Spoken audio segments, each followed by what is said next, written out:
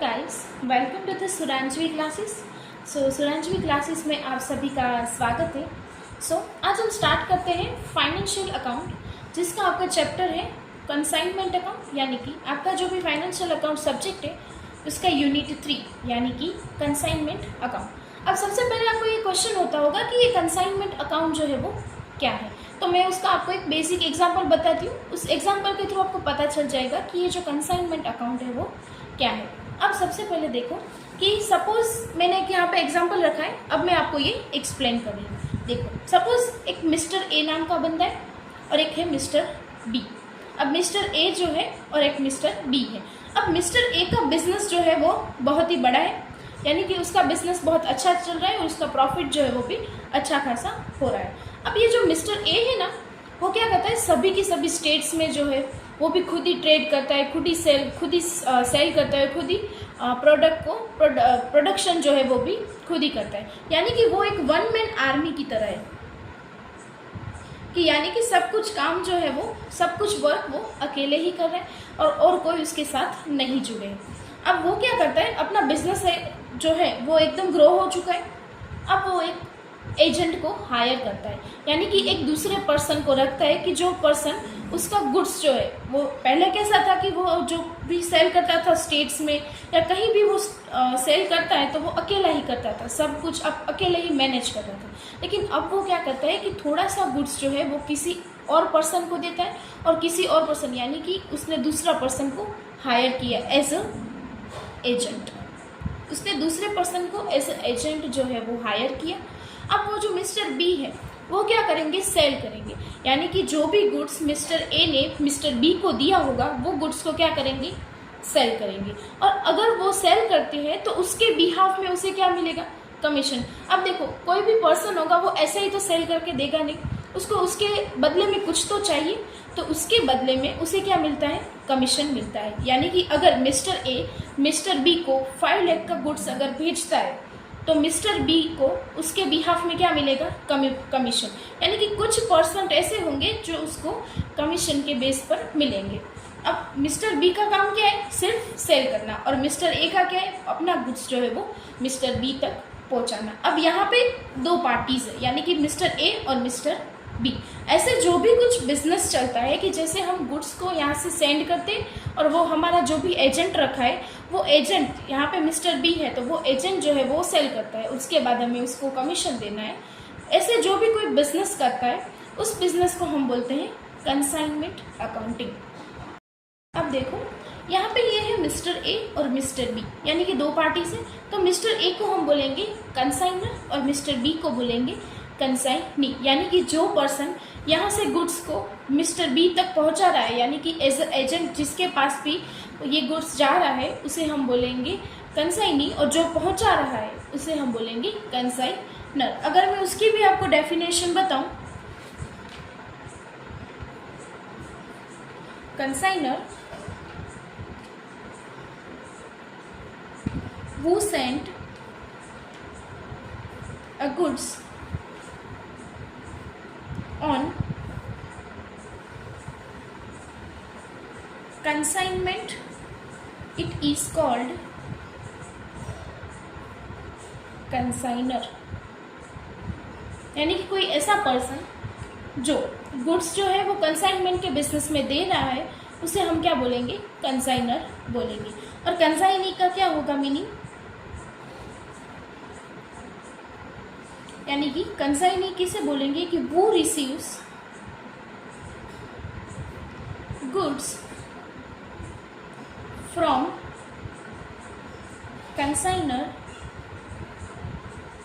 यानी कि कंसाइनी जो कंसाइनर के पास से गुड्स ले रहा होगा उसे बोलेंगे इट इज कॉल्ड कंसाइनी, उसे हम बोलेंगे कंसाइनी। ये उसकी बेसिक डेफिनेशन है कि किसे हम कंसाइनी बोलते हैं और किसे हम कंसाइनर बोलते हैं। अब ये जो कंसाइनी है उसे हम एजेंट भी बोल सकते हैं, उसे हम एजेंट ऑफ बिजनेस भी बोल सकते हैं कि जो मिस्टर बी जो है वो मिस्टर ए का सेल गुड्स जो है उसे सेल करके दे रहे हैं, तो उसे हम एज अ एजेंट भी बोल सकते हैं। अब आपको ये पता चल गया होगा कि ये कंसाइनर और कंसाइनी जो है वो कौन है और ये हमारा कंसाइनमेंट का बिजनेस जो है वो किस तरह से चलता है। अब आगे बात आती है कि इन दोनों का रिलेशन क्या है, यानी कि कंसाइनर और कंसाइनी जो है उन दोनों का रिलेशन क्या है।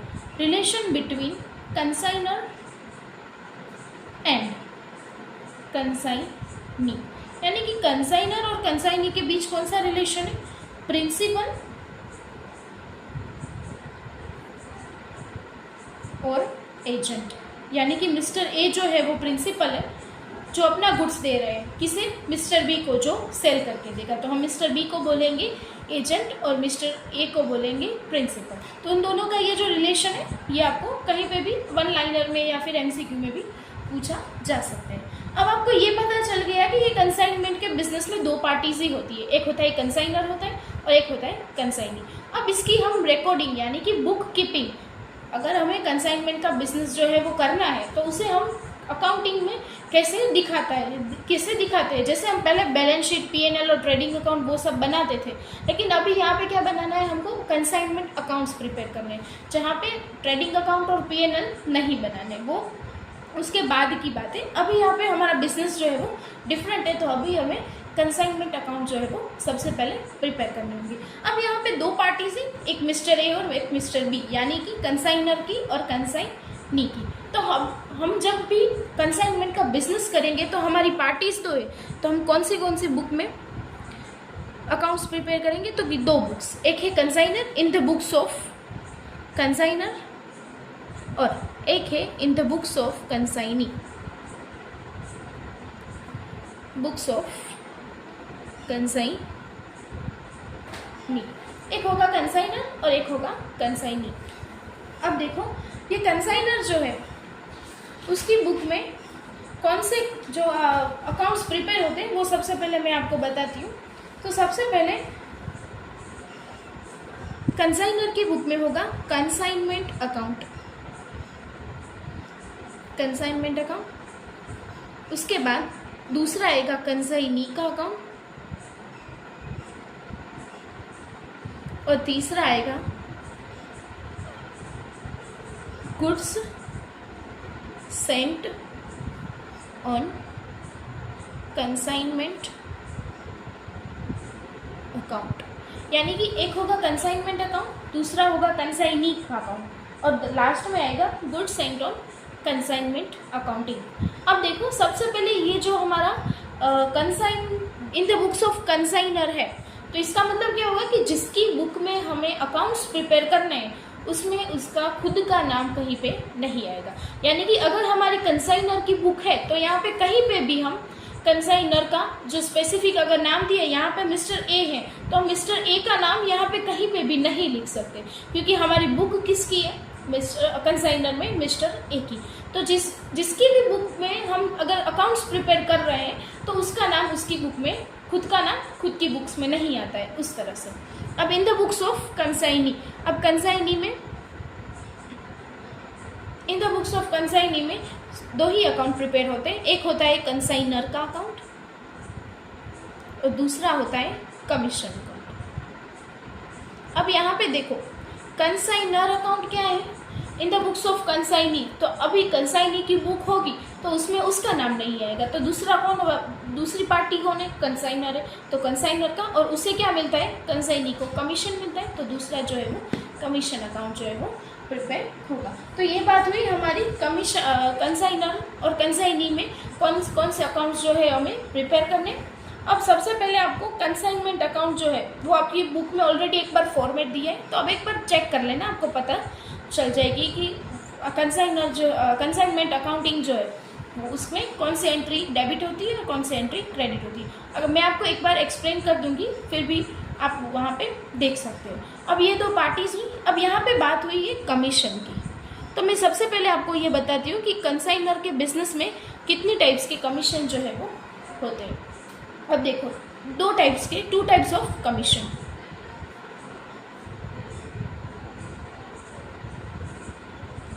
फर्स्ट है हमारा जनरल कमीशन और सेकंड है हमारा डेल क्रेडर कमीशन। अब देखो आपको ये क्वेश्चन हो रहा होगा कि ये जनरल कमीशन और डेल क्रेडर कमीशन जो है वो क्या है। तो सबसे पहले ये जो जनरल कमीशन है उसकी अगर मैं बात करूँ, जनरल कमीशन यहाँ पे मैंने शॉर्ट में लिखा है। जनरल कमीशन जो है वो हम किसके ऊपर कैलकुलेट करते हैं, टोटल सेल्स। जनरल कमीशन को हमें मोस्ट प्रोबेबली टोटल सेल्स जो हमारा दिया होगा उसके ऊपर कैलकुलेट करना है, और डायल क्रेडिट कमीशन जो है वो हमें क्रेडिट सेल के ऊपर कैलकुलेट जो है वो हमें करना होगा। इन दोनों का ये बेसिक फॉर्मूला है कि टोटल सेल के ऊपर जनरल कमीशन और डायल क्रेडिट सेल के ऊपर हमें क्रेडिट सेल के ऊपर हमें डायल क्रेडिट कमीशन देना है। अब आपको लग रहा होगा कि यहाँ पे परसेंटेज या कुछ तो दिया है नहीं, वो आपको ऑलरेडी सम में दिया होगा कि कमीशन जो है वो हमें कितना प्रोवाइड करना है, वो आपको परसेंटेज में ऑलरेडी सम्स में भी दिया होगा। अब सम्स का फॉर्मेट जो है वो आपको क्या है वो अभी मैं बताती हूँ। अब यहाँ पे देखो मेरे पास एक ऑलरेडी कंसाइनमेंट अकाउंट का फॉर्मेट मैंने ड्रॉ करके रखा है। सो अब मैं आपको इसमें से ये एक्सप्लेन करती हूँ कि कौन सी साइड कौन सी एंट्री जो है वो आएंगी। अब देखो सबसे पहले कंसाइनमेंट अकाउंट कौन सी बुक में होगा,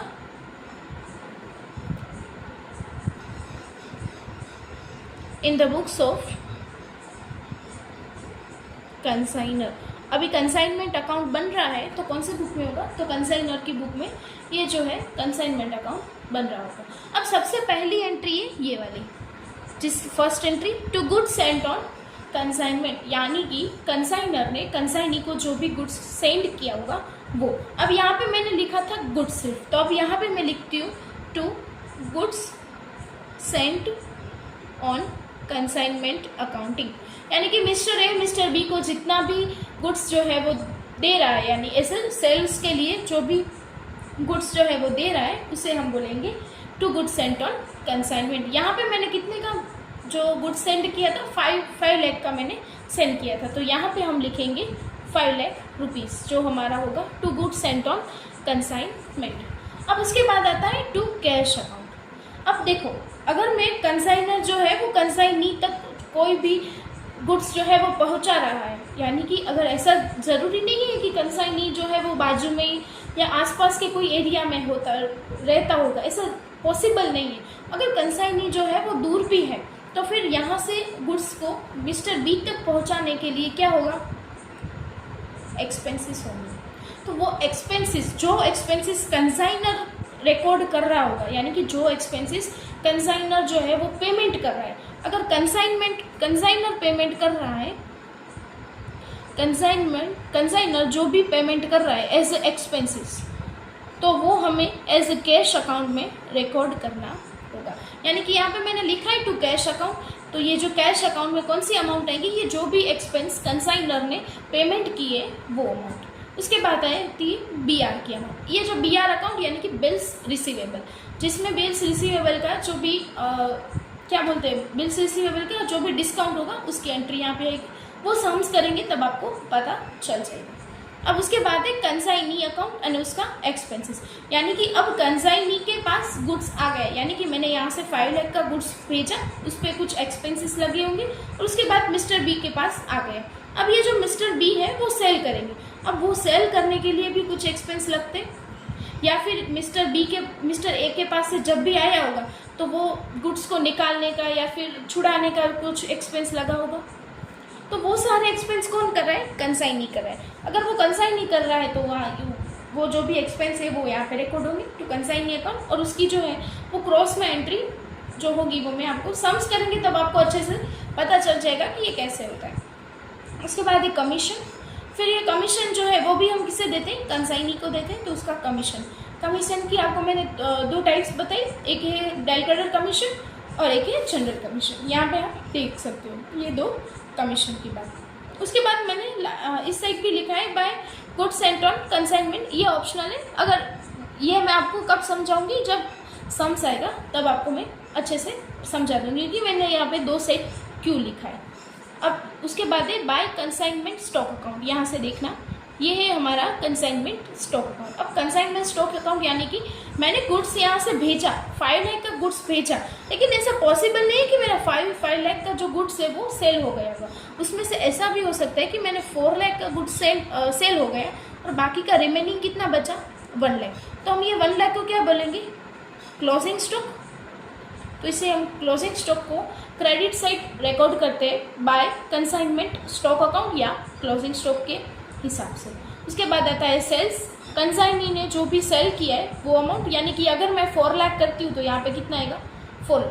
उसके बाद अब देखो एक यहाँ पे मैंने लिखा है इंश्योरेंस कंपनी अकाउंट और उसके बाद आता है बाय एबनॉर्मल लॉस। ये जो वर्ड है आपने नहीं सुना होगा कहीं पे कि ये एबनॉर्मल लॉस जो है वो कहाँ से आया, ये इंश्योरेंस कंपनी और ये सब क्या है। तो उसके लिए आपको सबसे पहले ये पता होना चाहिए कि ये एबनॉर्मल लॉस जो है वो क्या है। तो सबसे पहले मैं आपको ये एक्सप्लेन करती हूँ कि ये एबनॉर्मल लॉस क्या है।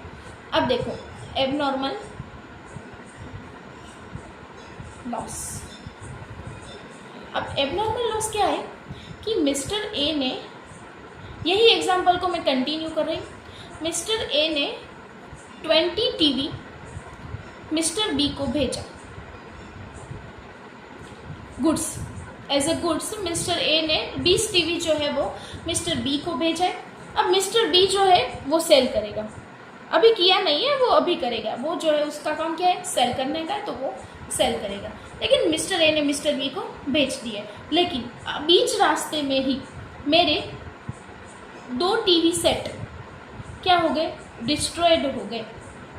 यानी कि ऐसा पॉसिबल नहीं है कि हम जो भी गुड्स यहाँ से मिस्टर बी तक पहुँचा रहे हैं वो पूरे के पूरे पहुँच ही जाए। कभी कुछ ऐसा भी हो सकता है कि यानी थेफ्ट, यानी कि कोई चोरी होने की वजह से भी हमारा ये जो गुड्स है वो भी चला जा सकता है, या फिर हमारा गुड्स डिस्ट्रॉय हो सकता है, आग लग सकती है, कुछ भी हो सकता है। उसकी वजह से क्या होगा, तो हमारा गुड्स जो है वो मिस्टर बी तक पूरा का पूरा नहीं पहुँचा। यानी कि 20 में से अब 2 जो है वो ऐसे ही ट्रांसपोर्ट में निकल गए, यानी कि ट्रांसपोर्ट में कुछ डिस्ट्रॉय हुआ तो हमारा गुड्स जो है वो निकल गए। तो अब हमारे पास मिस्टर बी के पास कितना पहुंचा 18, यानी कि 18 टीवी सेट जो है वो अभी भी किसके पास पहुंचे, मिस्टर बी के पास। अब मिस्टर बी जो है उसमें से 15 टीवी को सेल करता है, मिस्टर बी 15 टीवी को सेल करता है। तो अभी बाकी जो 3 टीवी सेट है उसे हम बोलेंगे क्लोजिंग स्टॉक, और यहाँ पे ये जो 2 टीवी सेट है उसे हम बोलेंगे एबनॉर्मल लॉस।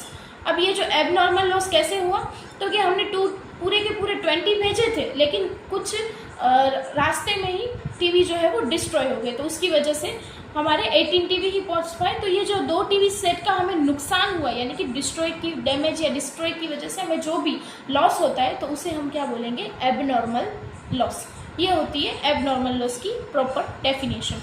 अब ये देखो एबनॉर्मल लॉस जो है ना, उसमें इंश्योरेंस कंपनी जो है, अगर हमने इंश्योरेंस लिया होता है तो इंश्योरेंस कंपनी कुछ पैसे या फिर कुछ क्लेम जो है वो हमें देती है। यानी कि अगर बोला है आपको सम में कि 18,000 का इंश्योरेंस कंपनी ने क्लेम दे दिया, तो ये अमाउंट जो है वो आप कहाँ पे रिकॉर्ड करोगे, यहाँ इंश्योरेंस कंपनी में, यहाँ आएगा एबनॉर्मल लॉस। अब इन सभी के कैलकुलेट करने की एक मेथड होगी। अब देखो कोई भी सम को अगर हमें कैलकुलेट करना है तो उसकी मेथड है कि सबसे पहले हम सम को पढ़ लेते हैं पूरा का पूरा कि ये क्या है, सम में क्या बोला गया। उसके बाद हमें क्या देखना है कि अच्छा ये चीज़ें हमें बोली गई है, तो उसके बाद हमें सम को स्टार्ट करना है। सो अभी तक आपको मैंने ये बता दी ये एबनॉर्मल लॉस क्या है। अभी भी एक चीज़ बाकी है कि ये सेल्स बोला मैंने, तो सेल्स में भी कुछ टाइप्स है, तो ये टाइप्स भी हमें डिस्कस करना है। उसके बाद जैसे नॉर्मल लॉस है तो एबनॉर्मल लॉस मैंने बोला उसकी तरह नॉर्मल लॉस भी आता है।